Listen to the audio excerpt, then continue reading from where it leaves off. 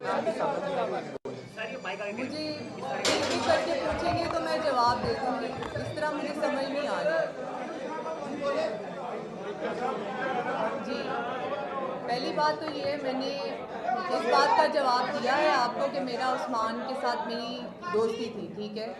और वो मुझसे निकाह करना चाहता था, मैं 2 साल से उसे जानती हूँ, ठीक है? और रही बात उनकी वाइफ की, उन्होंने मुझे कभी वार्न नहीं किया। इसका कोई एविडेंस नहीं है और इस चीज़ का कोई एविडेंस भी नहीं है, और उन्होंने मुझे कभी एक कॉल भी नहीं की। मैंने उन्हें देखा पहली दफ़ा उसी दिन है, चांद रात।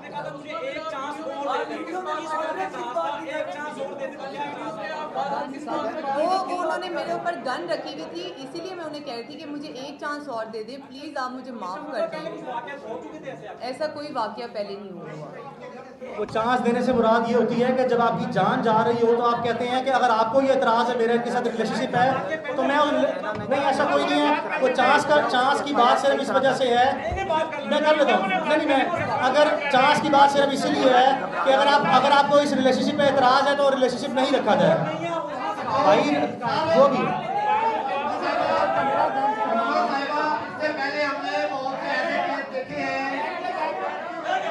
बहुत से ऐसे केस देखे हैं, बीच में लोगों के साथ फिर लेन देन हो गया, मामला तय हो गए और बड़ी रकमें ली है। 4 जदोई का कराची में केस इसी तरह का था और उसमें उन्होंने फिर भारी मुआवजा लिया लड़की वालों। बहुत अच्छा सवाल है। कहीं आप भी ऐसे ही ड्रामा तो नहीं कर रही, कोई पैसे कैसे लेने का प्रोग्राम तो नहीं लंबा चौड़ा? ऐसा कुछ होता तो मैं आज यहाँ ना होती। आपको क्या लगता है ऐसा कुछ होता तो मैं यहाँ आज आप लोगों के सामने ना बैठी होती? अगर मुझे बात ख़त्म करनी होती, लेन देन ही करना होता, तो मैं ये मुकदमा ही ना दर्ज करता। हेलो, अच्छा ये वीडियो वायरल हुई है, भाई बताएं भाई, ये झूठ है। चले मैं, भाई का सवाल है, कौन सी मिस वन कह रही है? भाई आप ही कह रही है? मैं अच्छा,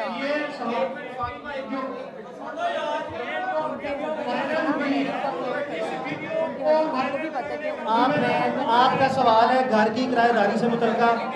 मैं बता देता हूँ, घर का एड्रेस मैं आपके सामने रख रहा हूँ, आपके सामने घर का एग्रीमेंट भी मैं जो सा वो आपको बाद में कॉपी करा के दे दूंगा।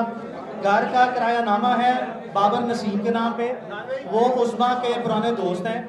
उस्मा यहाँ पे काफ़ी अरसे से रह रही हैं। बाबर नसीम का कोई ताल्लुक वास्ता नहीं है उस्मान मलिक से या उसके किसी लेने देने से। इस घर पे पुराना पोजेशन जो सा है वो उस्मा का ही है। चंद चीज़ें जो मैं आपको बताना चाहता हूँ, देखें इस वकूए के 2 विक्टिम हैं, विक्टिम तो बहुत से हैं। इस विक्टिम जो सा सबसे पहले उस्मा और इसकी बहन है। उस्मा की बहन भी जो सी है, इनका पाँव जख्मी हुआ है, आपने वो देखा होगा। दूसरा विक्टिम जो सा मलिक रियाज खुद हैं इसके, चूँकि मलिक रियाज जो सा मौके पर मौजूद नहीं थे, इसमें कोई शक नहीं है। हमारा मलिक रियाज पर कोई जाती क्लेम ये नहीं है कि उन्होंने किया है। वो विक्टिम इसलिए है कि उनकी 2 बेटियां अंबर मलिक और पश्मीना मलिक, जो मलिक रियाज की 2 बेटियां जो मुकदमे में नामजद है, वो वहाँ पे मौजूद थी।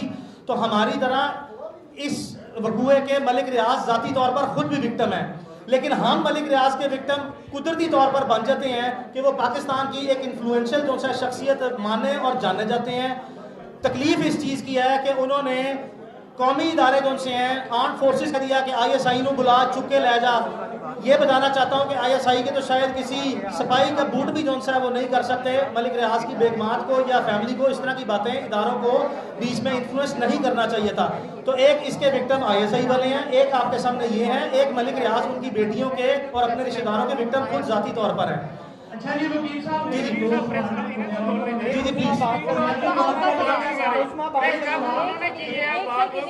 एक उस्मा बात करना चाहती है, एक उस्मा बात करना चाहती है। इस निजाम के हवाले से जी जी आपने बहुत सारी दफात दिलवाई है, घर में दाखिल हुए, घर में की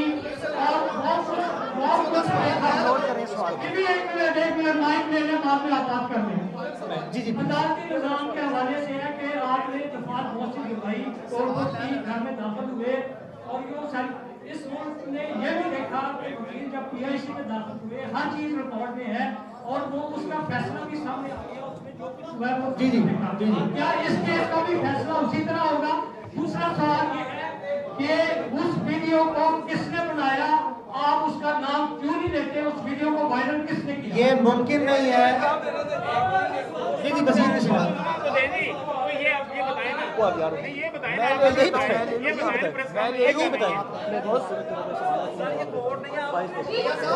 उस्मा एक बात करना चाह रही है।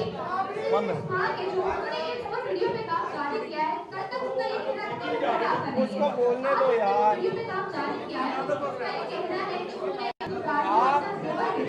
और वो सारी चीजें जो वो बेच के रही है वो उनके शोहर आपके नाम करते रहे हैं, आपको देते रहे हैं।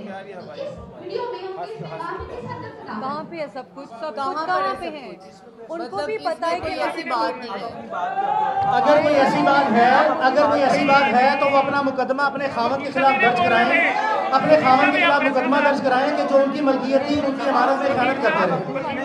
आप कर लेते हैं ना, इनको ना लेकर आते, आप कर लेते हैं। बहुत बड़ी बात है।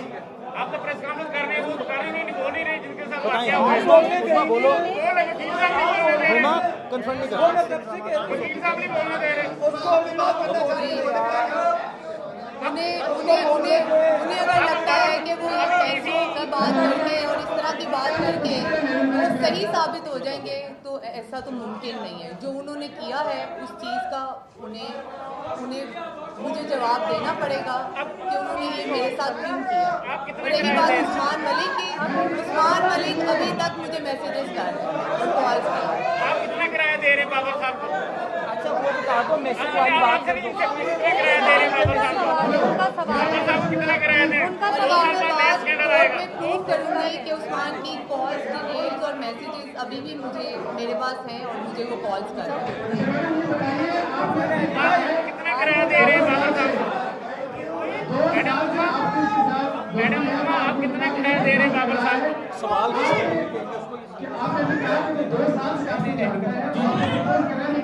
इन्हें बोलने देना, कितना किराया दे रहे हैं? बोले आखिरी सवाल का ऐसा क्या? मैंने बिल्कुल नहीं देखा, 2 साल से ताल्लुक है। मैंने बताया कि दिसंबर 2019 में ताल्लुक खत्म हो गया था, जिसके बावजूद जो है उस्मान ने राब्ता रखा। इनको पहले कहा शादी कर लें, इन्होंने जो है वो शादी से इनकार किया, जिसके बाद उस्मान दिसंबर 2019 के बाद दोबारा मुसलसल राब्ते में है। और दूसरी बात ये जो कह रही है, आज इस वक्त जब हम आपके पास बैठे हैं, कल के वकूए के बाद इस वक्त भी इनके मोबाइल में जो है सारा डाटा मौजूद है, जो कि सबूत जो है कंसिडर होता है कि उस्मान अभी भी इस वक्त भी जो है राब्ते में मौजूद है। हमारे पास उसकी कॉल और मैसेज सेव है।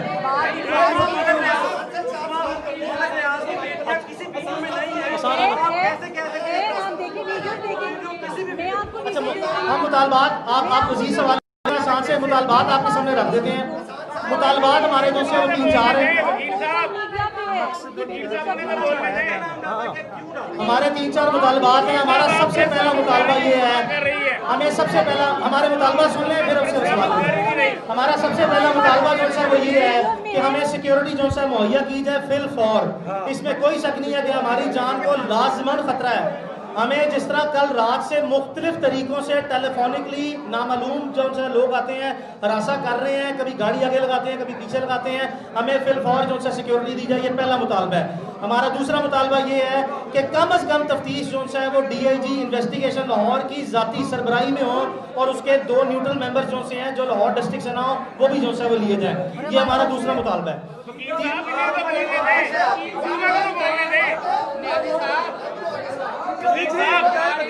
हमारा तीसरा मुतालबा जो है वो ये है, हमारा तीसरा मुतालबा जो है वो ये है, हमारा तीसरा मुतालबा ये है कि फिल फौर जो है मुलजिमान की गिरफ्तारी जो है अमल में लाई जाए और कतई तौर पर यह तासुर न दिया जाए कि ये बाअसर लोग हैं, कानून से ज़्यादा रोब और ताकत किसी चीज़ की नहीं होती। बराए मेहरबानी को गिरफ्तार किया जाए।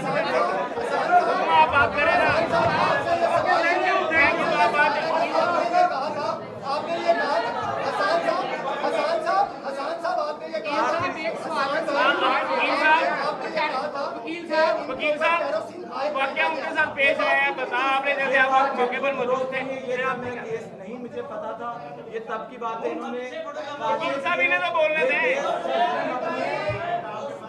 उनके बकौल उनके बकौल उन्होंने शराब फेंकी थी और हमारे बकौल वो शराब नहीं थी। इन्वेस्टिगेशन में हम चाहते हैं कि हमारा ख्याल है उन्होंने जलाने की कोशिश की, लेकिन क्योंकि हमारे पास वाज़ेह सबूत नहीं, हमने सच और हक पे केस लड़ने में एक आपसे और FIR में भी शामिल नहीं है। आपको एक रिक्वेस्ट दे रहा हूँ, आप में से किसी ने कहा था कि उन्होंने आपको अप्रोच किया, उस्मा बेचारी बोल रही थी, आवाज नहीं, उसने एक बात की जो आपने सुनी नहीं। उस्मा के पास मैसेज उस्मा ने तो एक बात भी नहीं की, सब आप बोल रहे हैं। आप उस्मा ने प्रेस कॉन्फ्रेंस नहीं की, वकील साहब प्रेस कॉन्फ्रेंस कर रहे हैं, आप ही प्रेस कॉन्फ्रेंस कर देते, आप ही प्रेस कॉन्फ्रेंस कर लेते, मेरा नाम लेकर कर लेते। पता नहीं ये प्रेस कॉन्फ्रेंस की बड़ी प्लानिंग है। भाई बोलो यार। उस्मा खान के खिलाफ जो FIR दर्ज की गई है, सुनने में आ रहा है कि FIR दर्ज की गई है उस्मा खान के खिलाफ, इसमें कोई सुना की दफा शामिल की गई है। हमारे इनमें कोई ऐसी FIR नहीं है। न्याजी साहब का बात